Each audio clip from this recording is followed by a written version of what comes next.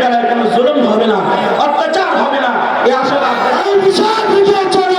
আলহামদুলিল্লাহ আলহামদুলিল্লাহ ওয়া কাফা ওয়া সালামুন আলা ইবাদিহিল্লাযিনা ইসতাফা আম্মা বা'দ।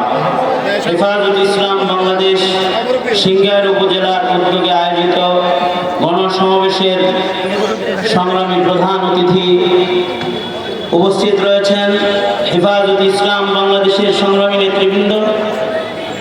মুরব্বীদের উপস্থিতিতে হেফাজতের আজকের এই গণসমাবেশ হেফাজতের অধিকার, হেফাজতের কথা বলবার জন্যে, হেফাজতে ইসলামের ডাক আপনাদের কানে পৌঁছে দেবার জন্যে হেফাজতে ইসলাম বাংলাদেশের সিংগাইরের উলামায়ে কেরামের মেহনতের একটি আয়োজন। আজকে হেফাজতে ইসলামের কোন সমাবেশ সিংগার হবে তো দূরের কথা, হেফাজতে ইসলামের সাধারণ একজন নেতাকে, সাধারণ একজন কর্মীকে ওয়াজ করতেও বাধা দিয়েছে এই সিংগাইরের মাটিতে।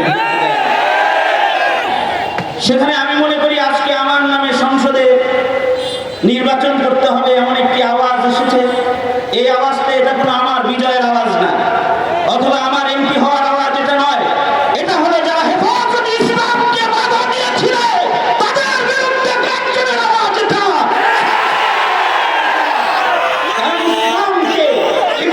ইসলামকে দেশ থেকে তাড়িয়ে দেওয়ার স্বপ্নটা রেখেছিল, ওলামায়ে কেরামদেরকে যারা জেলে তালাবদ্ধ করে রেখেছিল, ওলামায়ে কেরামের জবানে যারা তালা দিয়ে তাদের মুখ বন্ধ করার চেষ্টা যারা করেছিল, তাদের কানে আজকের বলিষ্ঠ আওয়াজ হলো এটার একটি জবাব আর উত্তর মাত্র। অবশ্যই মুরব্বীরা যা করবেন বলবেন, আমরা সবসময় মুরব্বীদের নির্দেশেই চলি। জেল যে খাটতে রাজি আছি মুরব্বীদের নির্দেশে, জীবন দিতে রাজি রয়েছি মুরব্বীদের নির্দেশে।